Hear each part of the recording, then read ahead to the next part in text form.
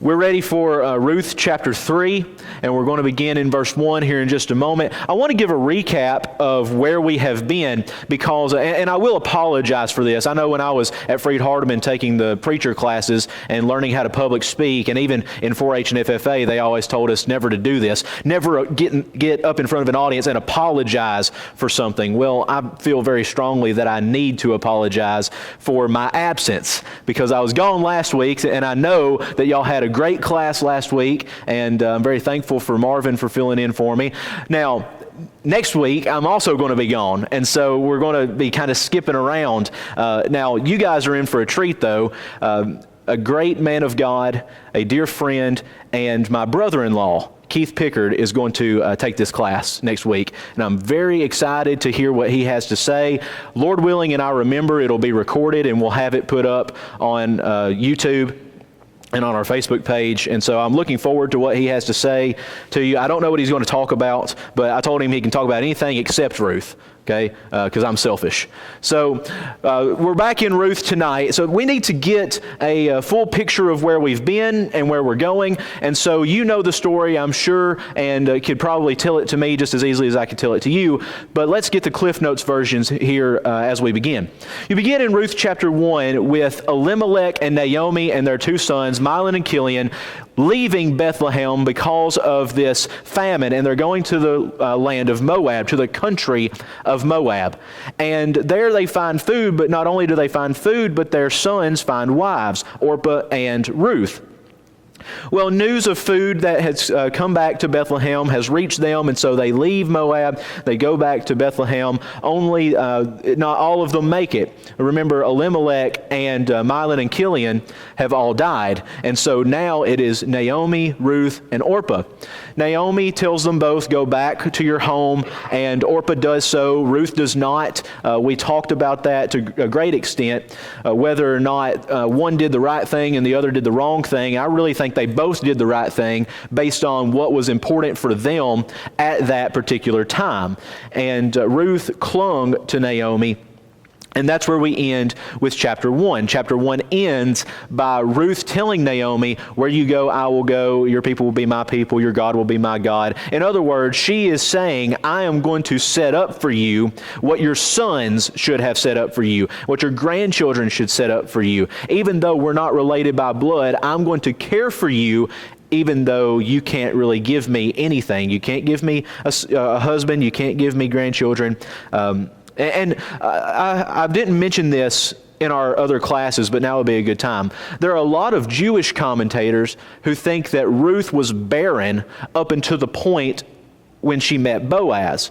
And they think that because Ruth and her husband had been married for a long time and had not had children. And so I don't know if that's the case or not. We're not explicitly told. So you come to chapter 2, and they're back in Bethlehem, and Ruth says, well, let me go out and let me glean among these fields. Now, gleaning is allowed in the law, but gathering is not. Okay, we see them as synonymous, but they're two different words here. And so she goes out and she gleans, and then she meets Boaz. Now, we know the end of the story, and hindsight is 20/20, and so we see the sparks flying, as it were, but Ruth is just doing her job. She's going to provide grain for her mother-in-law, like she said she would. Boaz takes compassion on her and gives her more than she asked for, and allows her to do even more than she even asked to do. And we talked, I guess it was 3 weeks ago, somewhere in there, about the four needs of a man and woman in marriage. And it is at this point that we should really have our eyes opened to what Boaz is doing for Ruth. He is providing for her even to his own hurt, because he's losing money by giving her free grain. So Ruth goes back to Naomi. Naomi asks the question, where have you been? Where have you gleaned? I think she's surprised at the amount that she was able to bring back. she tells her mother-in-law that she was in the fields with Boaz, and Naomi now has the lights clicking, if you will. In chapter 2 and verse 20, she gives this blessing and talks about how he's a close relative, and then she says one of our redeemers, and that's the word goel. Now, we've talked about the word goel a lot up to this point, and we'll talk about it even more later in chapter 3, where that term really comes to fulfillment, not with Boaz, but with another near kinsman. And we'll see the difference, because there is a difference between being a redeemer and being a goel. Now, translation is hard, okay? And I think that we all are aware of this. Making a one-word equivalent in English a lot of times is an impossible task, and so we just have to do our best. There's nothing wrong with the word redeemer, but there is a difference between being a redeemer and a goel under the confines of Levirate marriage and blood avenger and things like that. And so we come to chapter 3. We'll start in verse 1. Then Naomi, her mother-in-law, said to her, "My daughter, should I not seek rest for you, that it may be well with you? Is not Boaz our relative, with whose young women you were? See, he is winnowing barley tonight at the threshing floor. Wash therefore and anoint yourself, put on your cloak and go down to the threshing floor, but do not make yourself known to the man until he has finished eating and drinking." Okay, now, when she says, "Should I not seek rest for you?" the word rest here really is better translated security. In other words, Naomi is actually taking the spot of Ruth's father in this particular way. She's saying, it's my job now to marry you off. Should I not be seeking a way for you to be taken care of, since you've been taking care of me all this time? Should I not seek security for you, that it may be well with you? So she is suggesting that she's going to arrange this marriage proposal between Ruth and Boaz. Now, we don't really like thinking about that in today's society, because arranged marriages, while they still happen, are few and far between. And it's very easy for us to take a step back and look at the book of Ruth and say, oh, well, it's this great love story between Ruth and Boaz, and I just want to find my Boaz one day, or I just want to find my Ruth one day. Well, yeah, and I hope everybody does. I hope you already have if you're married. But this is all Naomi's concoction, right? This is her idea. And it's not for the purposes of getting Ruth to meet her soulmate.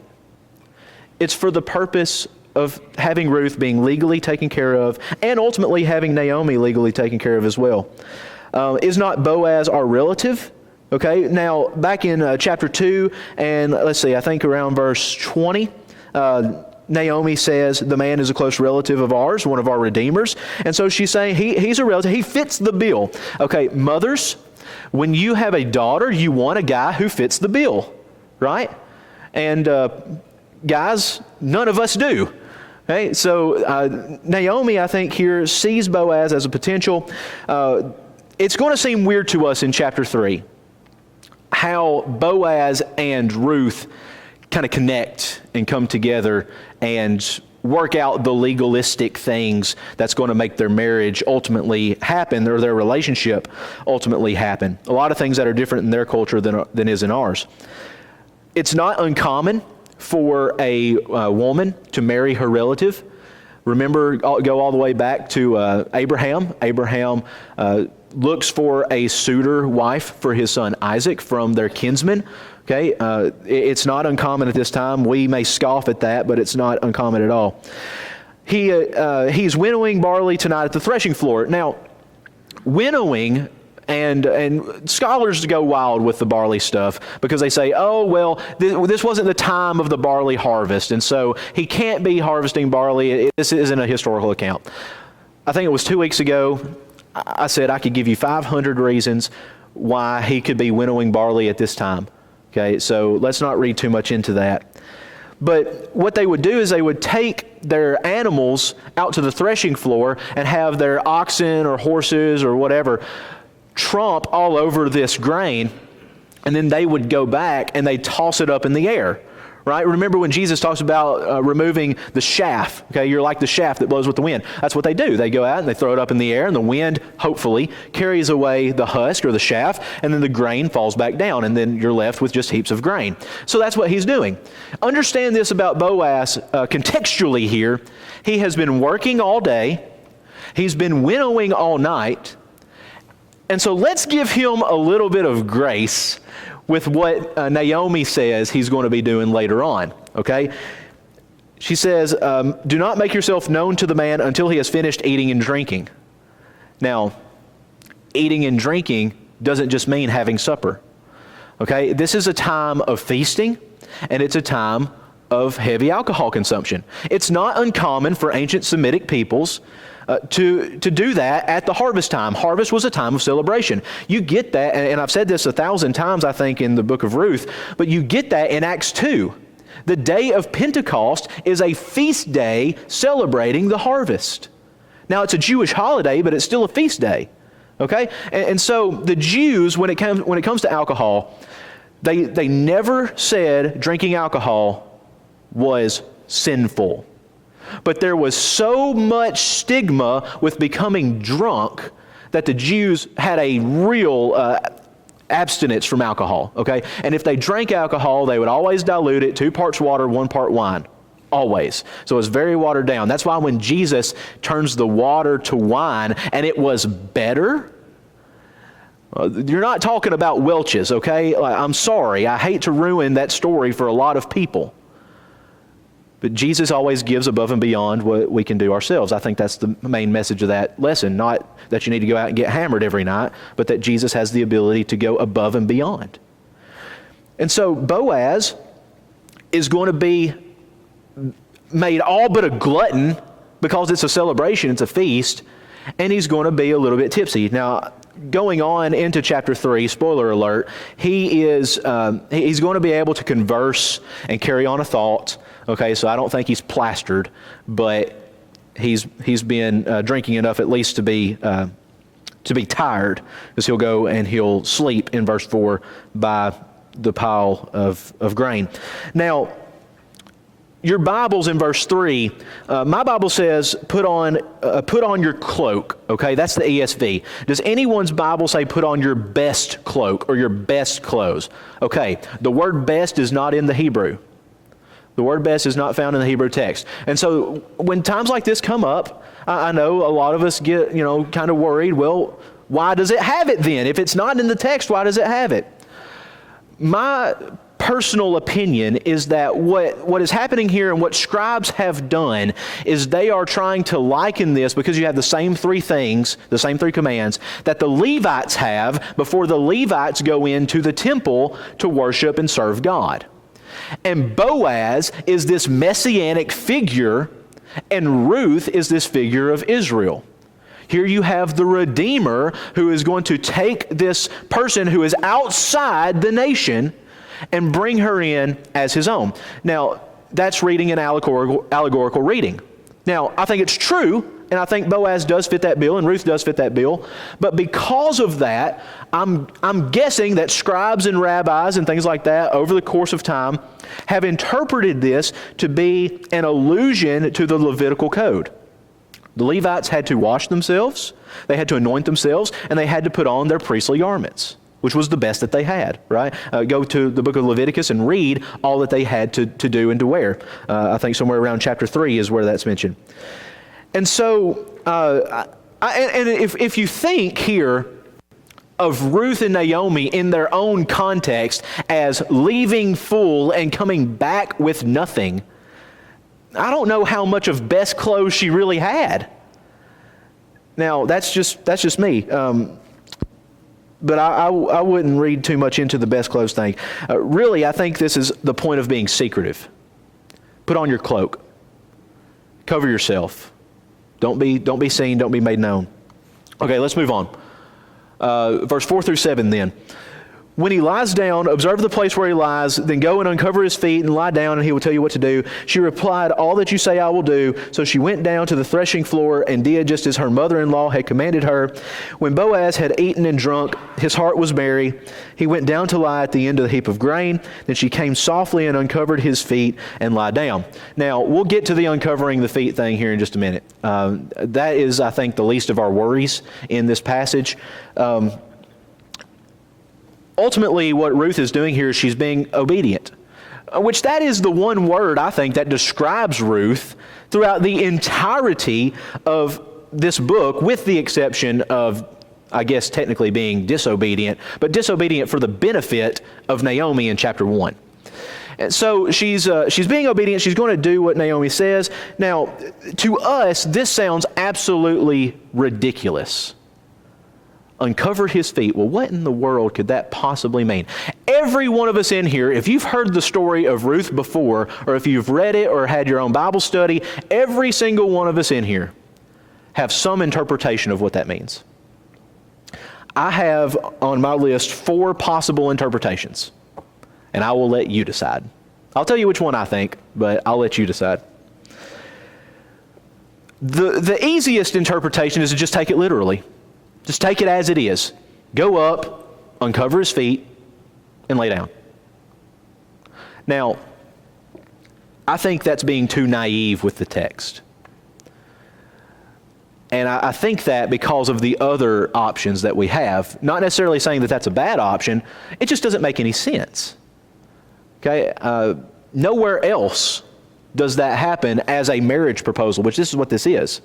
And we'll see that on the next slide with verse 8 and following. The term feet throughout the Old Testament can also be used as a euphemism for the male sex organ. And so to uncover his feet, people have said, is she's trying to become sexual with him while he's asleep, and that's what wakes him up, and he's shocked that there's a woman there or whatever. Again, I think that is going a little too far with it. It is true that in the Old Testament the term feet is used in that way. You may want to see 1 Samuel 24 in verse 3, talking about Saul and how it's used there. The covering of the feet is used a lot of times to talk about that.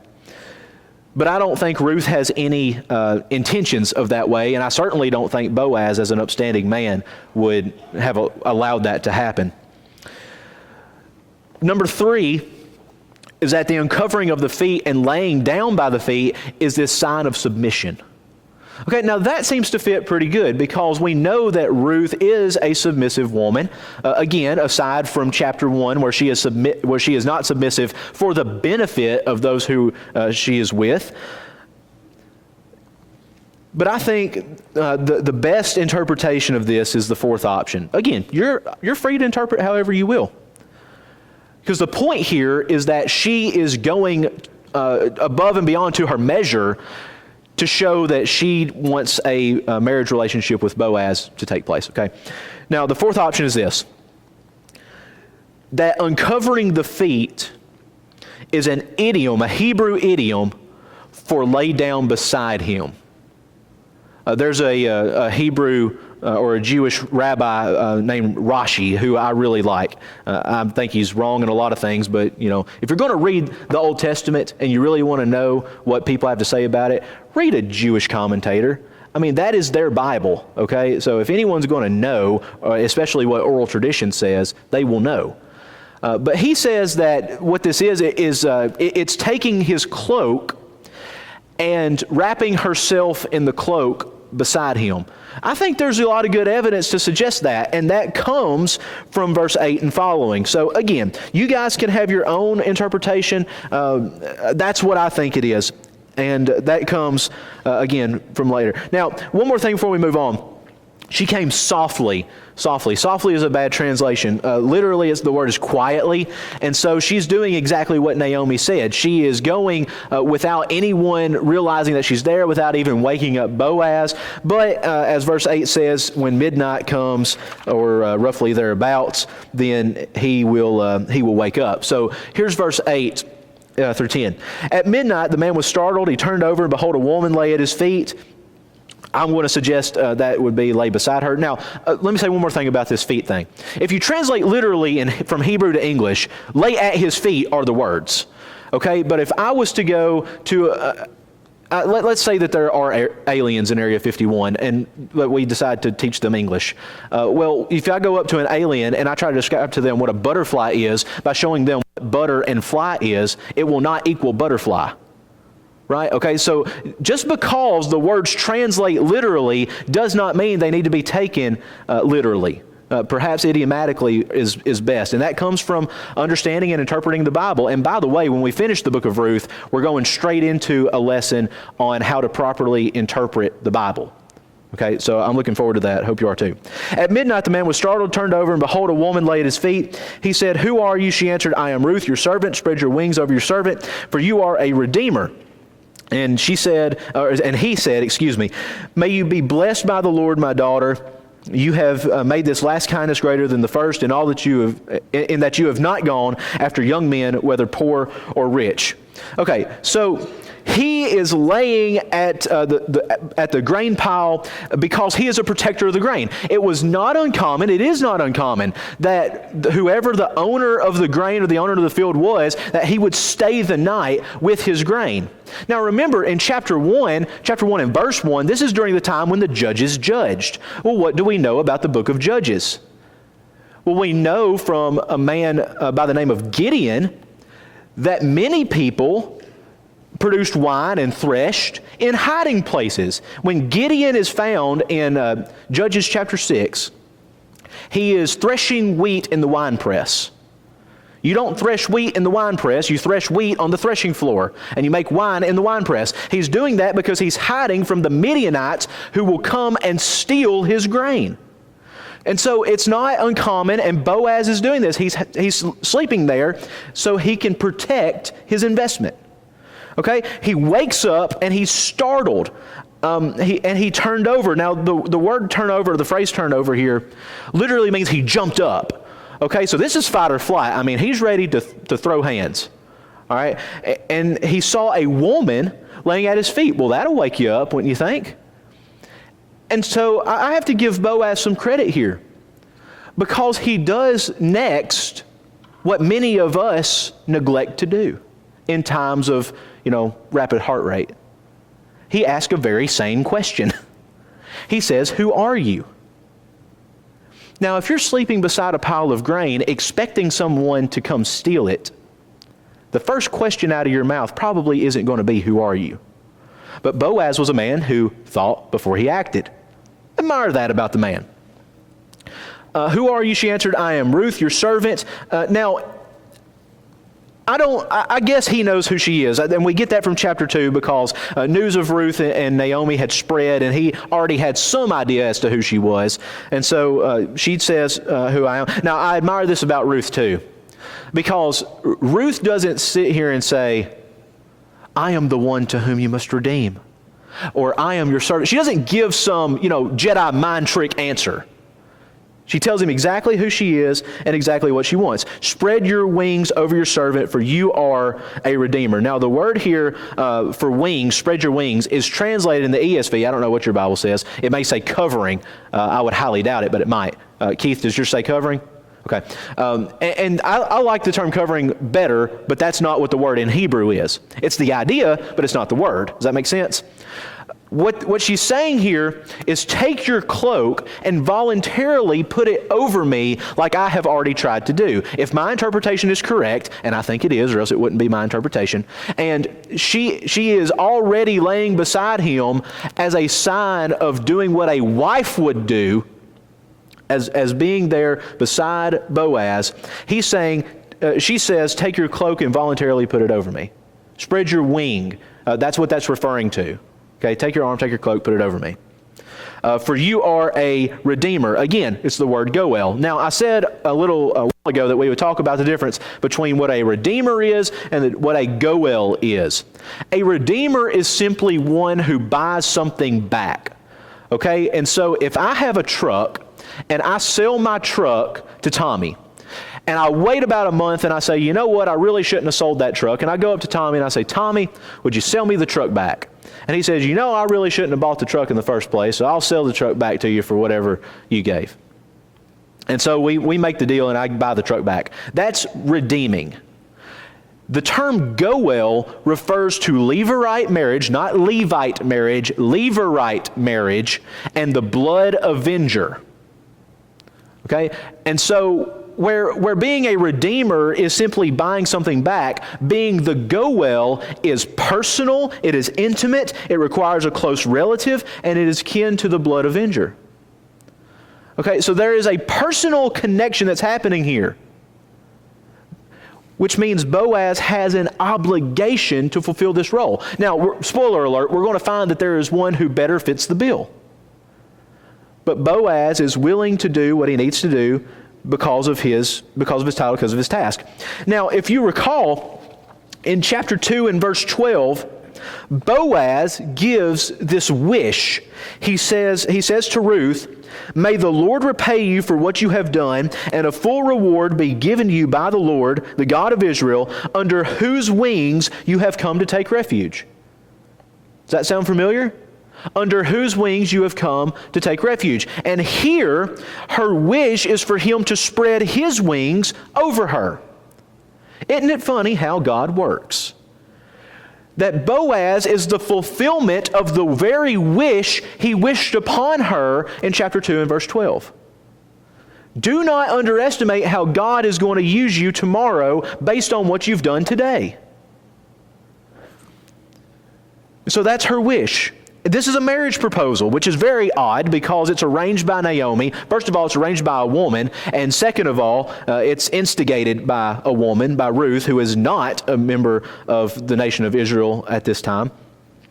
He said, "May you be blessed by the Lord, my daughter." Now, again, the term daughter, we really shouldn't shake a stick at, in our day and age, people do. I've seen newer translations that are more, well, I'm not going to call them a translation. I'm not going to give them that high of an honor, paraphrases, who take out these terms. But the terms are there for a reason. It's a term of endearment. And what we find from verse 10 is that we're led to believe, at least, that Boaz is significantly older than Ruth. Possibly old enough even to be her father, depending on how he is kin to Elimelech. So, he says, "You have made this last kindness greater than the first." Well, what was the first kindness? Not leaving, not going back home, maybe going out and gleaning. I think it may refer to going out and gleaning in the first place because that's really all Boaz knew of Ruth at this time, and it could refer to her staying with Naomi. Now, why is that kindness? Wouldn't it seem like Boaz is or that Ruth, is kind of trying to take care of herself here? No, she's taking care of Naomi. She is throwing herself in a position that says, I'm going to put my needs and my wants aside for you. Because if I get married off and I have a child, that child is going to be legally your child. Bet we've never thought about that when studying Ruth, have we? Legally, according to the Goel and Levirate marriage, the child that Ruth bears is Naomi's child. And that child is the heir to Naomi and Elimelech's possessions. What little they had at the time, I don't know. And so he says, you've not gone after young men. Well, she could have. She could have gone after young men. She could have had an arranged marriage where the dowry was going to be substantial and she could go off and live a life of luxury and do whatever. Whether poor or rich, you could have married somebody else, but you chose not to because you have an obligation to your mother-in-law to take care of her. Okay, I'm running out of time really quick. And now, my daughter, do not fear, for I will do all that you ask, for all my fellow townsmen know that you are a worthy woman, literally, that you are a noble woman. And now it is true that I am a redeemer, yet there is a redeemer nearer than I. Remain tonight, and in the morning, if he will redeem you, good, let him do it. If he is not willing to redeem you, then as the Lord lives, I will redeem you. Lie down until the morning. Now, this is a really interesting passage because we read too much into it a lot of times. I have heard preachers get in the pulpit and preach from this passage and talk about how Ruth and Boaz had a sexual relationship before marriage. I don't read that here, and if anyone can find that, please let me know. He does say, remain here until morning, but my goodness, it's midnight when he wakes up.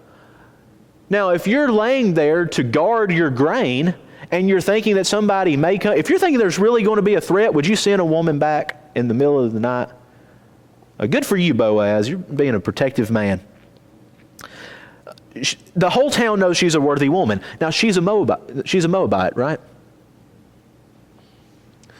A lot of times we read Scripture and we look racially at these things and we say, oh, well, if she's a Moabite, then the people of Israel must have hated her.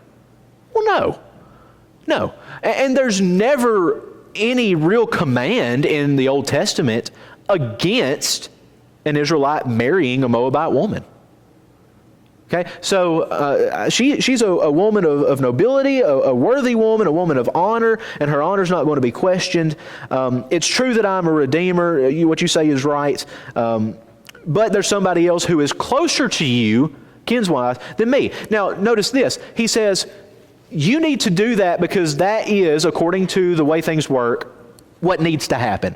But if something happens and it can't, I'm here. I'm willing. Okay? I'm willing to take care of you however I need to. Let's see. Okay. We need to come on. We got 5 minutes left. So she lay at his feet until the morning, but arose before one could recognize her. And he said, let it not be known that the woman came to the threshing floor. He said, bring the garment you are wearing and hold it out. She held it out and measured out 6 measures of barley and put it on her. Then she went to the city. She remained there. She did exactly what he said. Again, another evidence of submission and obedience, I think. And really, I think what's happening here is that she is being protected. She's a worthy woman. He doesn't want her integrity to be questioned. She stays, but then she goes before anyone could see her, and rumors can start.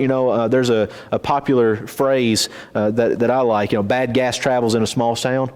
And it certainly does. So we need to be careful about that in our own day and age too.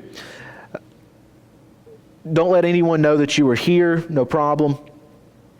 Bring the garment and hold it out. The implication here is hold it out securely, because what I'm going to do is I'm going to give you more than you might can handle. And that's just commonplace with Boaz, is it not? To give Ruth more than she's asked for, more than she really needs.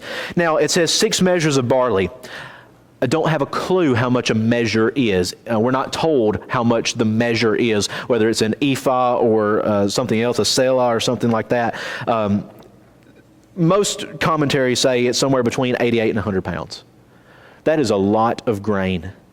And the way she would carry it, I don't know. Maybe she carried it on her back. Maybe she had a way of carrying it on her head. We're not told, and it really doesn't matter. I think the idea here is that this is a large gift to show the generosity, and maybe even the beginnings of a dowry. But that's speculation.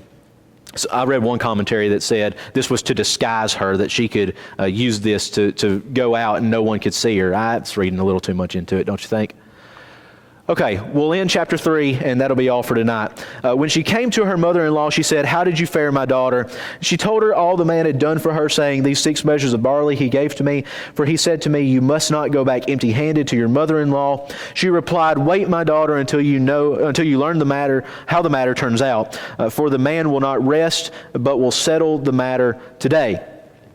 Okay, so when she says, how did you fare, my daughter? Does anyone's Bible say, who are you? Anyone's? Yeah? Okay. That's the literal translation.